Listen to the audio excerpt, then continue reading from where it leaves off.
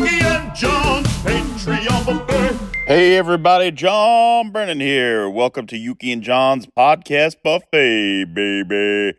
All right, we're doing something interesting today. Yuki and I recorded a commentary for Blood Diner from 1987. And the reason being, we did it back on Halloween 2025. And I'm just getting around to posting it because we recorded so many episodes since then and so much stuff from the road, etc., etc. But so what I'm going to do is I'm going to put it part one. So like the first 45 minutes of Blood Diner commentary this week, and then next week I'll put up the second half, and then we'll put up the whole thing up at the Yuki and John's Patreon buffet. But the reason we're doing this is because Blood Diner was the first movie that Yuki Nakamura ever worked on.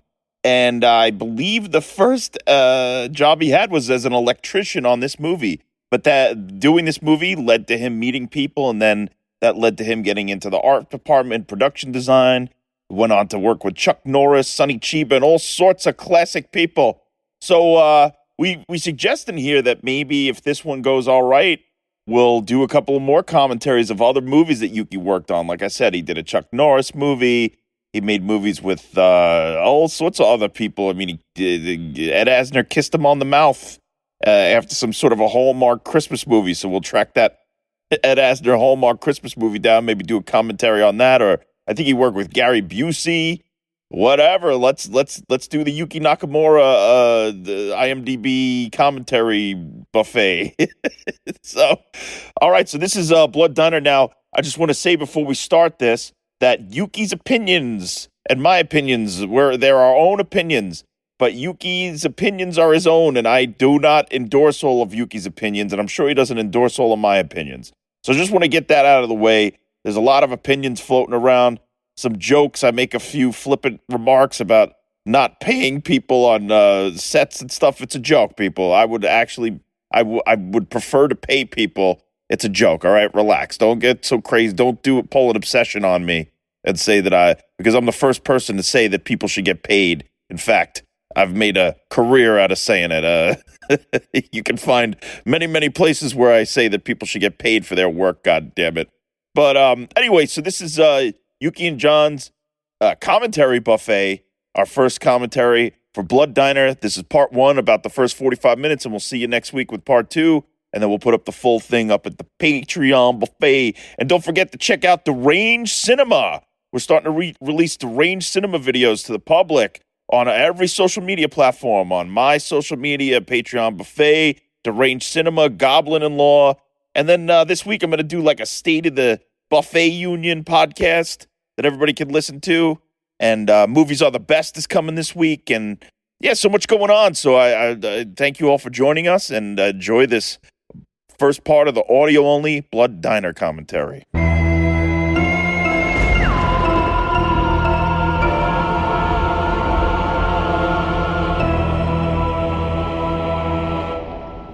Take two? Take two, Yuki. Well, it takes sort of two because I was just testing the levels. So this is the first time we're ever doing something like this, Yuki.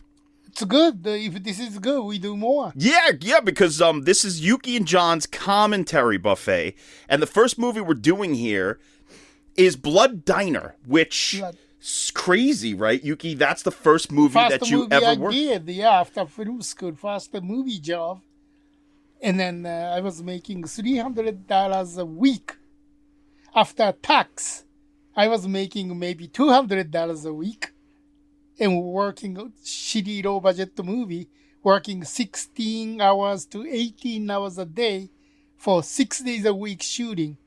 This, I tell you how shitty this is. Wait. I'll save it for the commentary, Yuki, because that's what we're doing here. We're gonna hold on. First of all, I just want to preemptively strike here.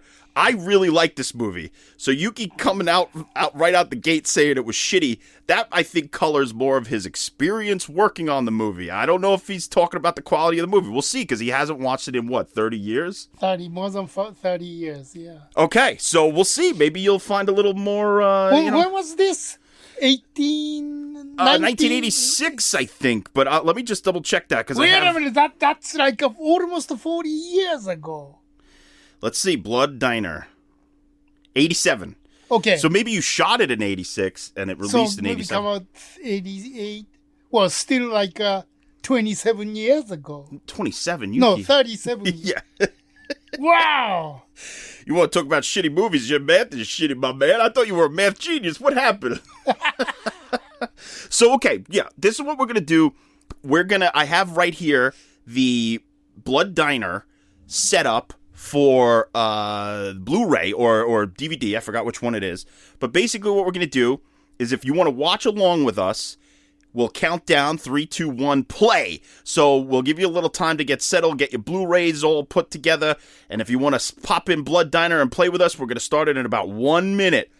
But so we'll right before that, if this goes well, we want to do Star Wars. We might even do the whole fucking series because every single time we do a buffet episode, we end up talking about Star Wars anyway. Yeah, well, we can do like a Star Wars, Indiana Jones, Citizen Kane, stuff like that. Citizen Kane, I would love to do a... Yeah.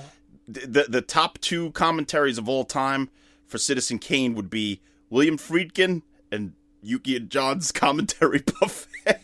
Well, we could do Sorcerer. Sorcerers. Yeah, see, there's so many. We could just do commentaries and just, talk about these movies. And then if people want to press play, they press play at the time that we just count down 3, 2, 1. Or we put these out on the podcast buffet in 2 parts. Blood Diner Part 1, Blood Diner Part 2. You don't even need to watch the movie. You just hear what Yuki has to say. Or maybe movie I worked on, like, Chuck Norris movie or Hallmark movies. And yeah, we'll do any movie that you worked on, and then you can disparage everyone and get sued. Behind the scene. Behind the Yuki dramas. The time that Chuck Norris's brother threatened to fight you, right? All right, so why don't we get this thing started, the Blood Diner commentary. Right. And we'll all, throughout the movie, I have IMDb and Wikipedia open, and I'll put out some stuff. This one, even the poster changed. Original one, the guy wasn't there, just, says Blood Diner, then big diner was in behind it instead of this guy. Let's see if this is the same thing. Yeah, so here on IMDb, the poster that you're describing is the one. Right. So this is a little different.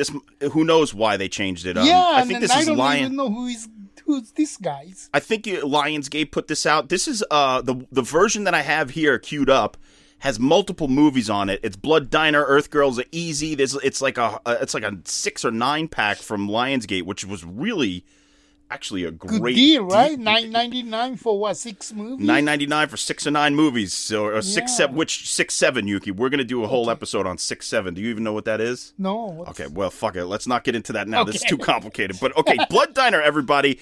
Here we go. We're gonna start Yuki and John's commentary buffet. Blood Diner. I got the play button ready. So everybody, if you want to sync up with us, 3, 2, 1, play.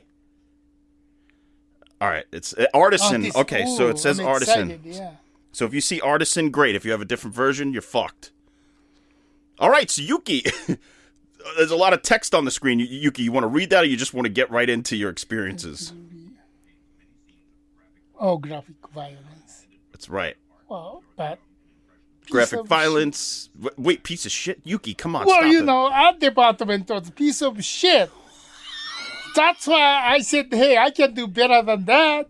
So that's why, second movie, I moved to art department from electrician. We got to do a warning like they're doing on the screen right now. Warning, Yuki's opinions are his own. I don't share the exact opinions of Yuki Nakamura whatsoever, except for the fact that I believe he had his experience. Thank you.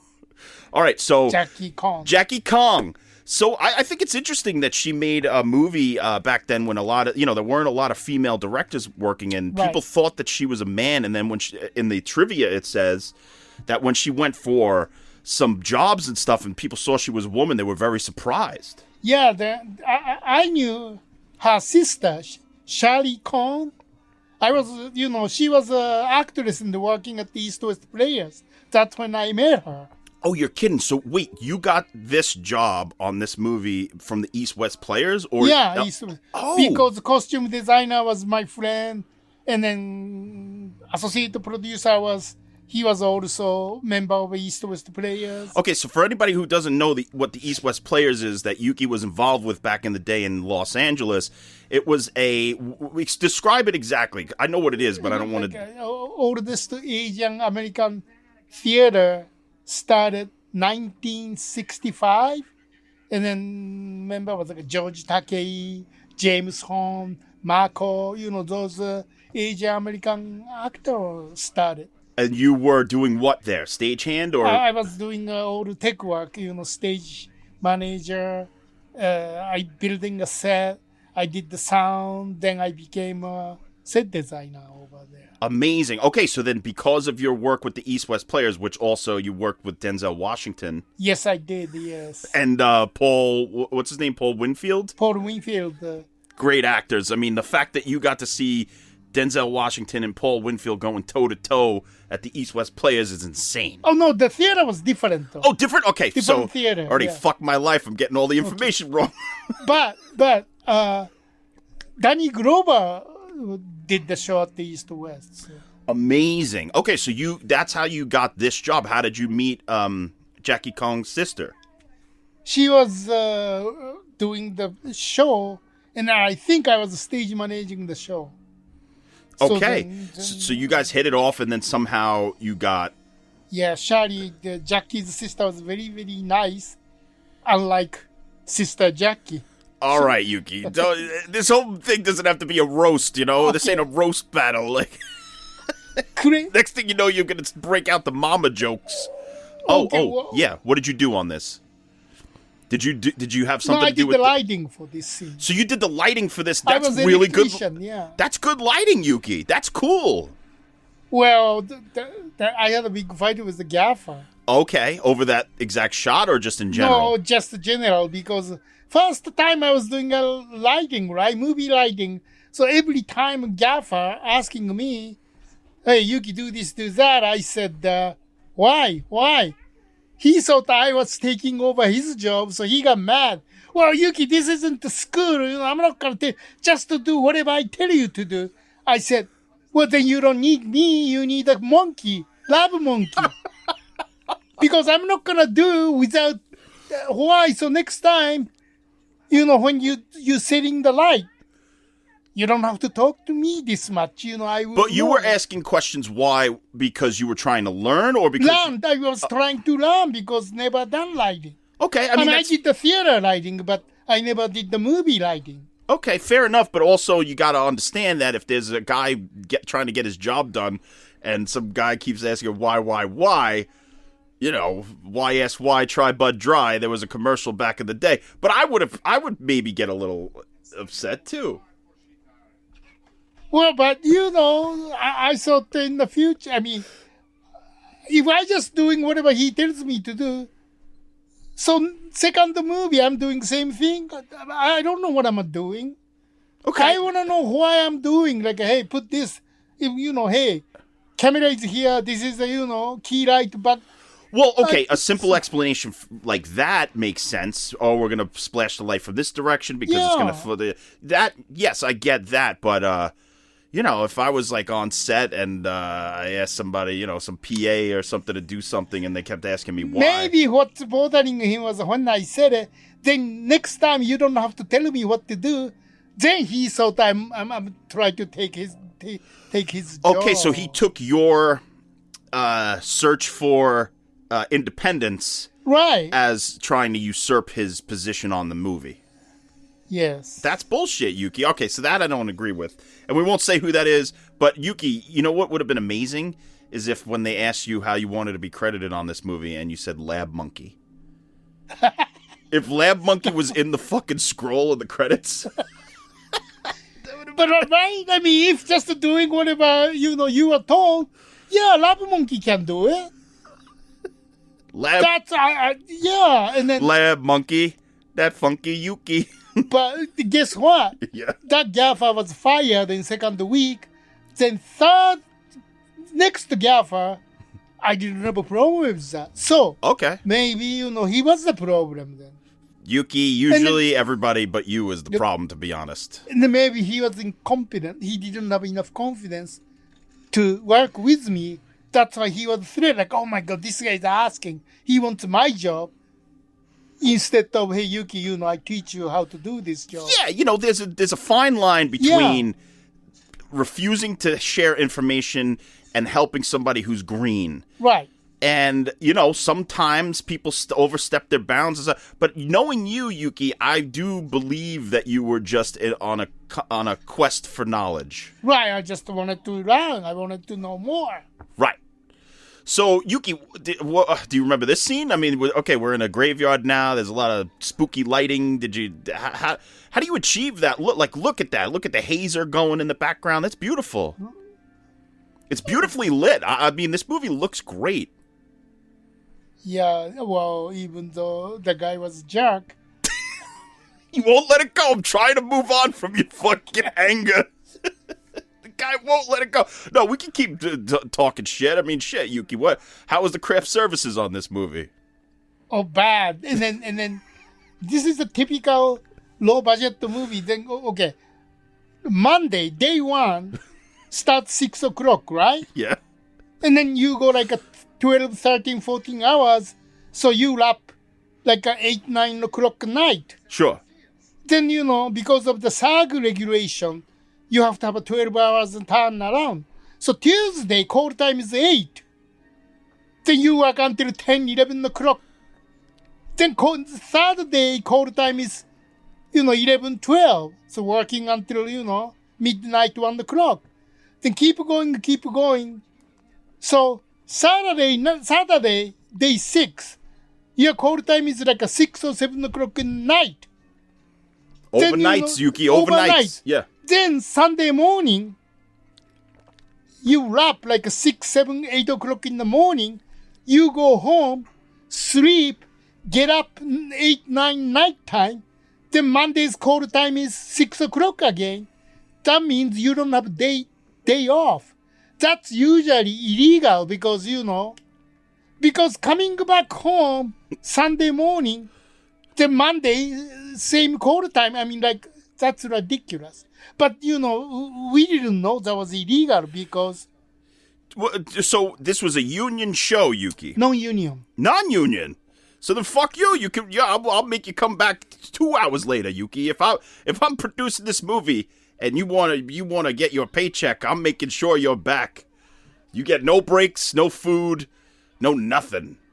But that's illegal, though. I don't care. I'm an independent producer, Yuki. If I'm producing an independent movie, I'm torturing you. Well, that's why not this movie, but I took film as a hostage before. Oh wait, what? You told me that story briefly off mic. You took hostage footage when they weren't going to pay you. What, can you say the movie? You don't have to. I mean, actually, it's already bad enough that you fucking. Well, that was another low budget movie. So I mean, the low budget movie basically it's shit. Well, yeah, no. Look, okay, I was joking when I say I would torture you, but I've been on enough sets where I think people kind of get off on torturing their crew and their cast. I really feel that there are some sadistic people out there in this goddamn industry, and they get into it just to torture people so that they can make money. And fuck everybody over. Like, yeah, one time this low budget movie, second meal was yesterday's fried chicken. That's like a, That, Yuki, yesterday's fried chicken should be the title of your memoir. Yeah. Yesterday's fried chicken by Yuki Nakamura. I think that one I took films as a hostage. So yesterday's fried chicken. I like leftovers. What's wrong with leftovers?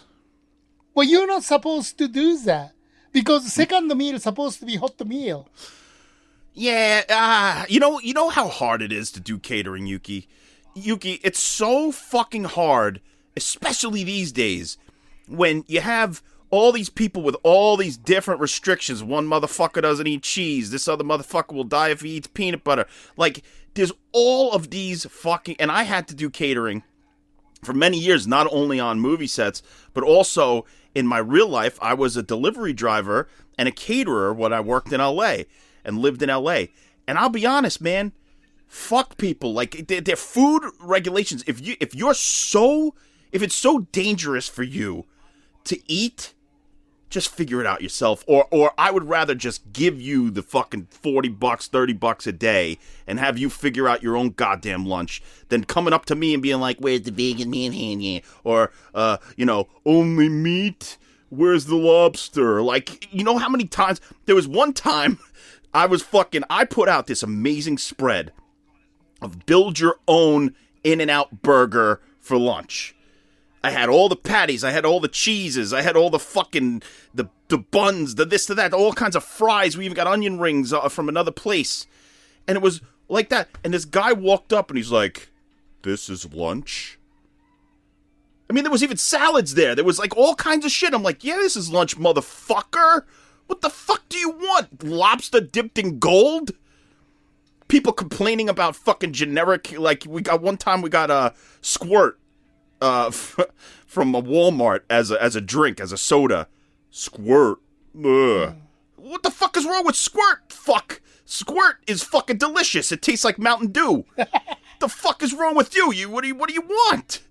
Only Coca-Cola? Only Dr. Pepper? Fuck everybody, man. The next time I go and I have to do catering, everybody's getting Dr. Thunder and bologna sandwiches.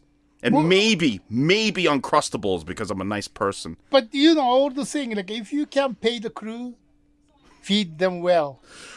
Yuki, that I'm right now I'm fucking venting a little bit because people are pieces of shit and now you're jarring loose my PTSD, Yuki. But yes, how could you treat people with such utter disrespect? And I'm not saying that this movie did. Right. That was your experience.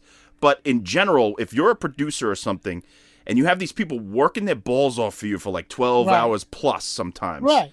You can't even give them a decent meal? Yeah. Like, seriously, how could you not? That should be the, like, part of the pay is that they get a decent meal, right? Or part of the experience. That's a piece of shit, this producer giving us cold yesterday's fried chicken. I do agree with that. But also, there's such thing as a microwave, so if you have yesterday's fried chicken left over and there's a fridge or something and it's in there and somebody wants it, that's totally valid. But it shouldn't be a reused fried chicken situation. There should also be something else. Pizza, maybe some fucking Taco Bell tacos. They're 99 cents or less. I mean, there's so many easier ways to do catering.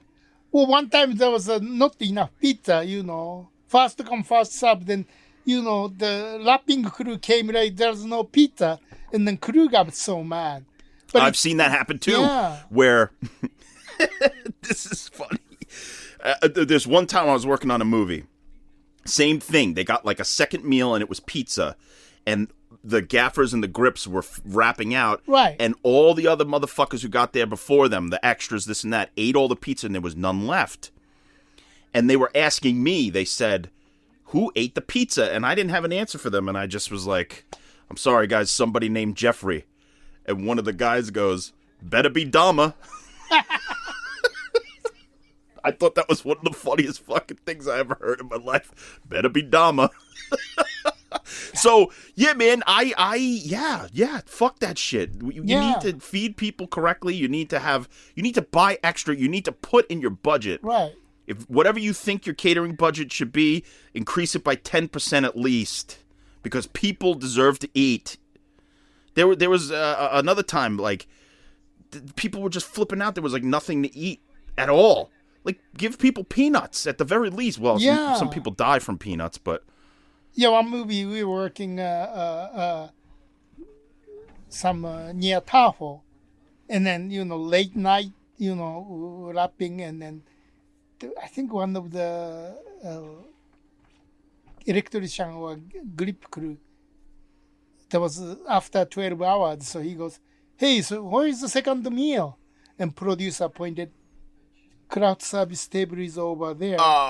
So he walked out. He just dropped the cable in front of him, just walked out. Yeah. Hey, look, I'm on that guy's side. I've seen that, or at least I've experienced that sort of thing where it's such disrespect. Yeah. So there's another time we were I was waking up early with this other guy and actually cooking Jimmy Dean sandwiches in an oven An hour before we had to get the set, like we would get up an hour early so that we could have hot breakfast.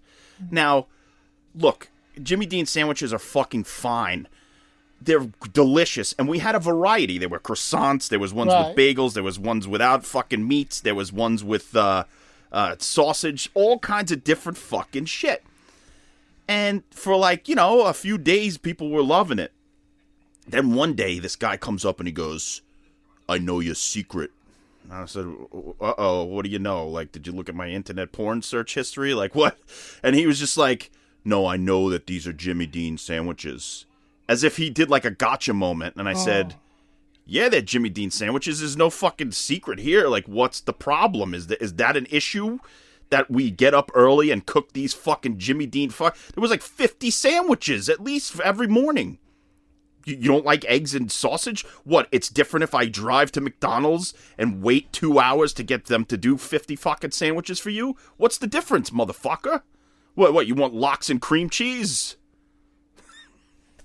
Well, I think they should have track breakfast and the lunch.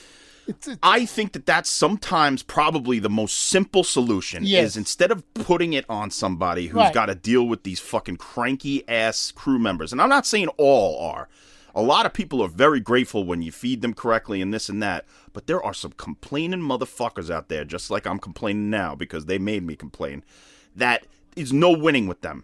If you give them a vegan sandwich, they wanted vegetarian. If you give them vegetarian, they wanted the meat. Like, it doesn't fucking... Their rhyme and reason sometimes don't make sense other than the fact that they are just there to fuck with people. So, you know, in that case, the guy with the Jimmy Dean thing is like, what the fuck do you... I seriously said, what do you want? What do you want? Tell me what would be better than this. You know? And I think your solution is probably the best solution. Get a professional truck to come. They got everything in there. They could do lunch and breakfast. Give them a fee for the whole shoot, and then it's out of your hands. And then they even, if you know that you're going to go over that day, you have them stay for second, third meal, whatever the fuck it's called. Yes. Sorry to get so angry on the the catering situation, but I've experienced doing catering, the level of rudeness that people have when you're trying to serve them and please them with food is outrageous. And then not only in the movie industry, in the streets. Yeah, I'm going to say this out loud because I've said it before. Sarah Gilbert, the woman from Roseanne, the actress from Roseanne, I delivered like 10 pizzas to her house one time in L.A.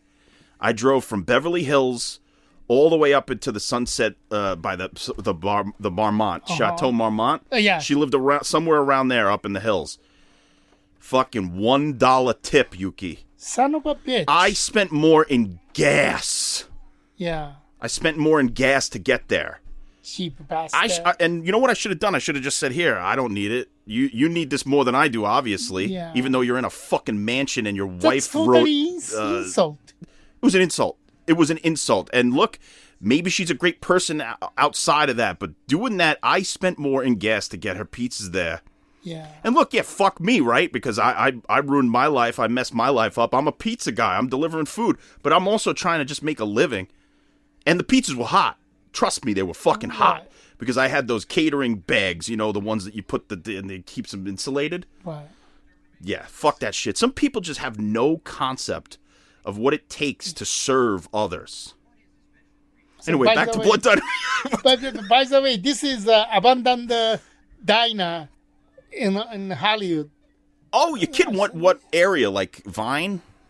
Not the Vine. You know, there is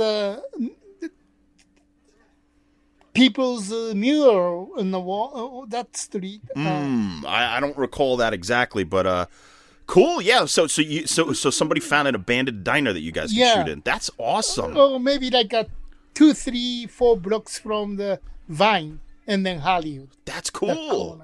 Abandoned diner. And how did it work, Yuki? So you guys would get there, set up, do your thing for the day, and then all the actors come in. Like what was your duties in this diner? Well, same thing. The electrician, so lighting. You know, then I have to tell you this story. Very fast day. Remember that time we had a HMI lighting? Sure. The ballast, and then my first job, that was like a 12K HMI. And then Gaffer said, Yuki, hit it. I hit it. I broke the light bulb, and the light bulb cost a lot more than my salary.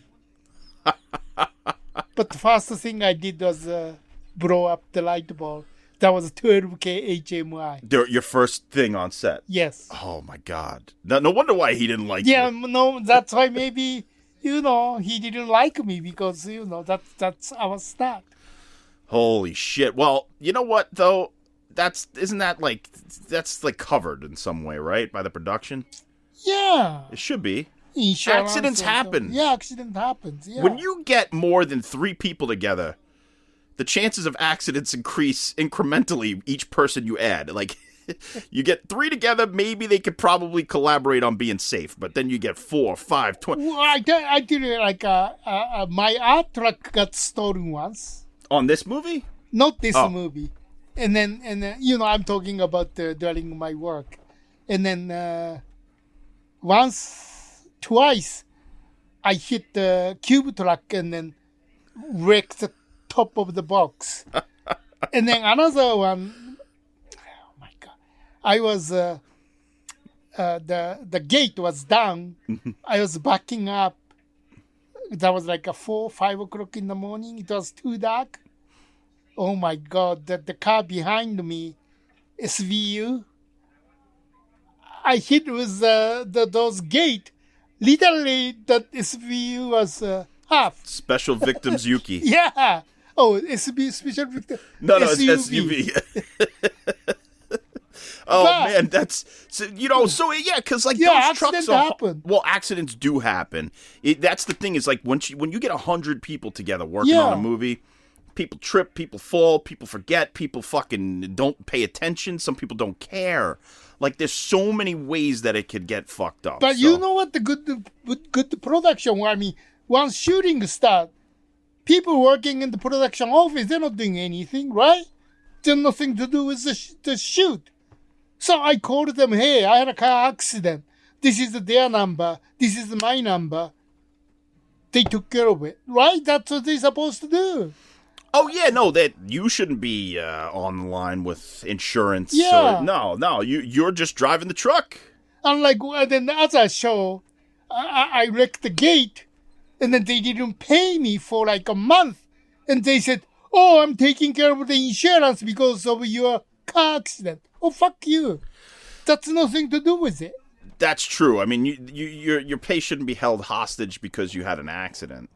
But then again, you got to look at it from the other person's perspective in terms of, like, having to deal with that shit probably is very frustrating. And I'm not just saying you, Yuki, but different accidents. That, different. who and the I don't want to get into nothing. Yeah, I don't want no but specifics. Look, I mean, that's what the insurance for. I mean, he didn't even have to do anything to use a production coordinator, communicate with the insurance company. Yeah, They that's take the way care it's... of it. Yeah. No, he just don't want to direct, hey, I'm a producer.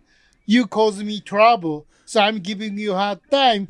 I'm going to give you a check in 1 month. That's like a shitty attitude, I don't agree. I would not do that route if I was the person in charge. He wanted to act like a producer, a shitty producer. Son of a bitch, that's all. Well, Yuki, it's really weird because I have had to drive those trucks before, but I never drove one of those things. So being thrown into that situation is really frightening to have to drive like a fucking huge box truck and this and that. And I don't know what highways and byways you're allowed to go on. Right. So sometimes, I don't know, maybe hire somebody who actually has experience doing that. That's my advice, is if you have a bunch of box trucks and shit and you're an independent movie. I'm not the union Teamster, 16-wheel trailer drive. No, I can't drive that. But regular license, you can drive 1-ton box truck. No, I get it, but look, I there's a reason why the Teamsters and the shit have such a stronghold on the industry is because they can drive those things. You throw somebody into one of those, even just one of those moving vans from, say, Enterprise or a U-Haul or something. Right. That's a whole nother level of driving. And I consider myself a good driver. Yeah. And driving those things, my butt cheeks were clenched for fucking 3 weeks because that's fucking scary shit. Because you don't know the width of the thing. Right. And I finally got used to driving those box trucks. Yeah. Well, at least, those cargo vans. My stuff is things. But you driving 12 people sitting behind you. Forget about... I'm not even talking about pass vans. Pass vans are a different beast because if you have equipment and stuff like that, at least you're alone or maybe one other person's with you. People aren't yapping and screaming and yelling in the back. Pass vans? I hope to never have to drive another pass van in my life. That's the worst. Also, having to wrangle people, having to have people like... They're fighting in the back or they're yelling and making stupid jokes and they're fucking asking for songs.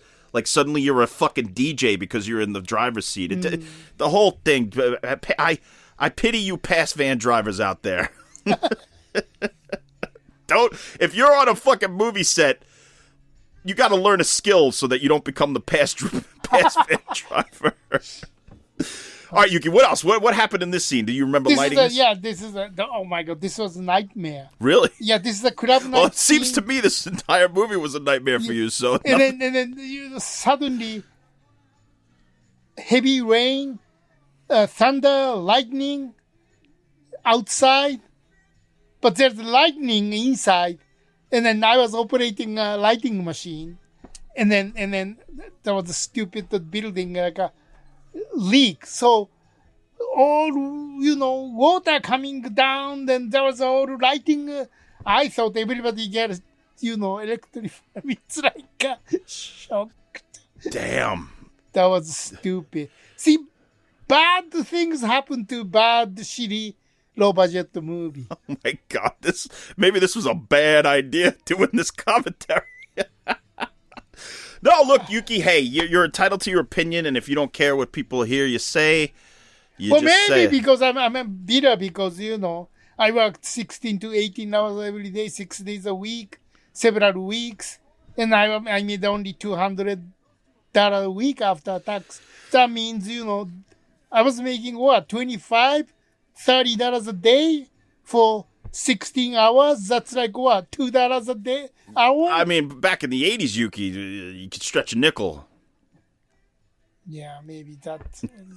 No, I don't. Look, $200 a day. That's crazy, Yuki. That's. But guess what? No, $200 a week. I mean, $200 a week. Sorry, $200 a week. That's crazy. I mean, even in the 80s, that sounds crazy, right? Yeah, but I mean, I didn't know that was my first movie, so. But did you? Okay, we've got a lot of negative energy out. What about like positives? Were there any positive things that you gathered from this movie? Like, did you learn skills that you use down the line? Oh, I learned what not to do from this movie. Okay, and that's a valuable lesson to learn. Yeah, that's a valuable lesson. Sometimes when you're in a situation and things are going bad and you have to get through it, you're contracted to go through the end and you want to quit. Don't quit. Just start to use it as a learning tool and like, say... you treat crew nice. Like, I wouldn't say who, but you know who. He's somebody working on the set. Cindy, move your fucking ass. I need to shoot. That kind of talk on set. And then you shit fuck piece in front of her kids. Oh. I mean, that's terrible. You should never, she can never work in Disney. Yeah, I don't understand, like, I think we've talked about this also on the show, is like negative reinforcement. Right. I think if you reason with people and say, we have a schedule, is there any way you can speed this up, and be like, at least nice about it, or make it as if they're part of the team and not like calling them out in front of everybody. That's embarrassing. Especially in front of their own children. Yeah, own children. That was like unbelievable. And then producer before this movie, he made a movie called Flash Gordon. Parody sex film Flash Gordon. It's like Flesh Gordon. Flesh Was Gordon. it like real porn or is it No, just it's for soft porn. softcore? Okay. But that movie made millions of dollars. Really? Yeah, that's why he produced this. Interesting. Well, this movie, Yuki, was originally, and this is funny because I have this big-ass box set. Anybody watching on the video, probably 2 people, but I have this big Herschel Gordon Lewis box set. I forgot who put it out. Arrow, maybe? Yeah, Arrow Video. Mm-hmm. This box set is amazing. The art, just the way it looks. It comes with a huge book. It comes with a bunch of his movies. And this movie is a sequel to Blood Feast by Herschel Gordon Lewis. The notorious, like one of the first gore pictures that were ever released. Wow. And it was supposed to be a sequel, and then I guess in the writing phase, they remade it to be its own thing. But it has some of the similar ideas about resurrecting an Egyptian god or whatever kind of goddess she is. I forgot what kind of goddess. And then it's like Sweeney Todd, these brothers kill people and then make pie out of it and serve it. Right, and isn't it a vegetarian? It's supposed to be vegetarian or something? I haven't seen this in a few years, and obviously we're not watching. We're just complaining this whole entire fucking time. All right, any other stories, Yuki? Because I don't even know how much is left. I don't even know if we're... Oh, and then special effect guy was so bad. He was fired, of course.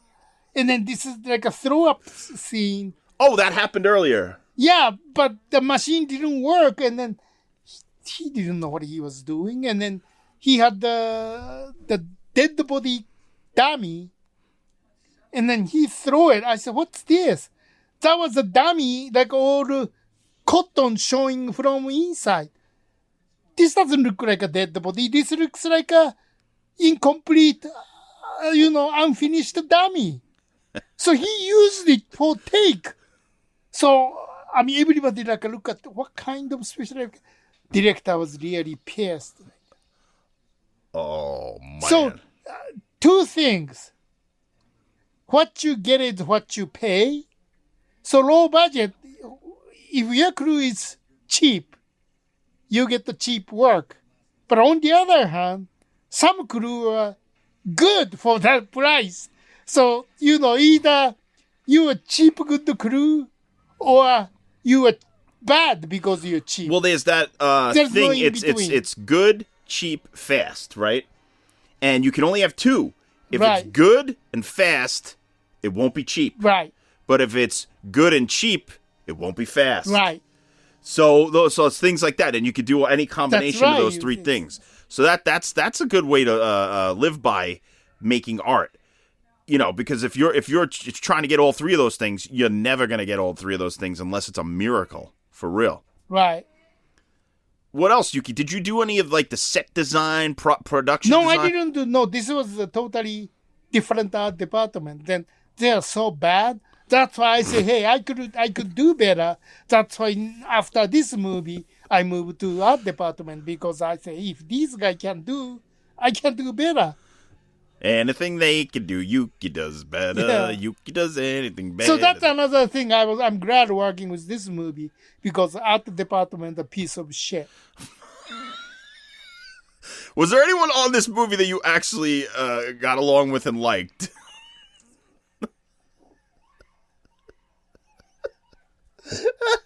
Well, I mean, the second gaffer, he was nice. His name was Dino Parks. Okay. He taught me a lot. Okay. Yeah. And then the grip, she was girl, Lisa Harper. She taught me a lot, like even how to carry the C-stand. Okay. How to open the C-stand. Wow. But I never be a grip electric, so I only did once. Did you ever work with anybody on this from this movie again? No, I don't. So I don't know these guys, continue in the business, but in a way I'm lucky. Like, okay, I'm not the famous, I'm not the rich, but I'm at least, I've been in this business 30, 40 years, and, many classmates, schoolmates from film school didn't even make it.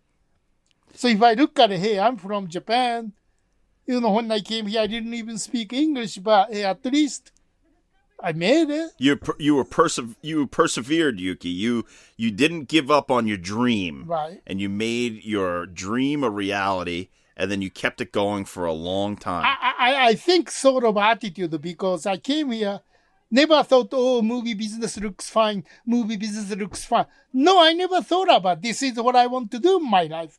I went to film school, study so hard. I wasn't even speaking English, but I have to read a movie book in English. That was so hard. I have to write the review in English. So how did you start to overcome those barriers? I mean, was it a crash course in English learning? What did you do to phonetically? Like, how did you start to get a grasp? That's how much I love movies. So, if I came here to study English, I would never did that. That's because I wanted to learn about the filmmaking, about the movie history. English followed, because if I don't study, if I don't understand the book, I don't understand professor talking about, what am I supposed to do? I can't learn. So it's all coming from how much I love this, then just the English. Of course, my English isn't perfect. I can't translate the book, or I can interpret business meeting at the bank. But my English is just good enough to do my job. Production. Well, now they have those apps and shit where it like translates immediately. So if they had that back in the day, you probably wouldn't even speak English right now. You'd still be schmouking Japan out at everybody. Also, what it helped me? I was majoring the theater. So I took acting class. So, I have to do just those exercises. That helped me a lot to speak English, because, I have to say the line, right? Holy shit. But yeah, it was hard, but always fun to do, because that's how much I wanted this. That's why, those, American-born actor, he was with me. Many didn't make it because they are never serious about theater, movie, TV. I think that's the difference. Yeah, some people get into it to get laid. Some people get into it because they need validation, this and that and the other thing. I think the people who succeed, and this isn't a rule of thumb, but I think the people who succeed a lot of times have a true passion for it, much like yourself, much like me, much like many people that we know, who they don't, not that they can't do anything else, they just don't want to. They want to be a part of the things that they love, which is movies, right, music, theater, art, making art. Right. I mean, that's the best, to me, thing in life, is just like ingesting art, experiencing art, creating art. Even if people fucking disparage you or hate you, it doesn't matter what anybody else says, because usually when people are negative, that tells more about themselves than you. Right.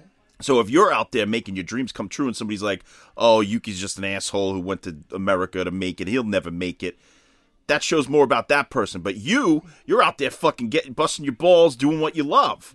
Yeah. And that's why I have a lot of respect for you, Yuki. Well, thank you. You're welcome. No, it sounds amazing. And look, it's sort of fun and games talking about this, but I think that this movie was a really valuable experience for you. Yes, that was. And then first movie. She was cute, though.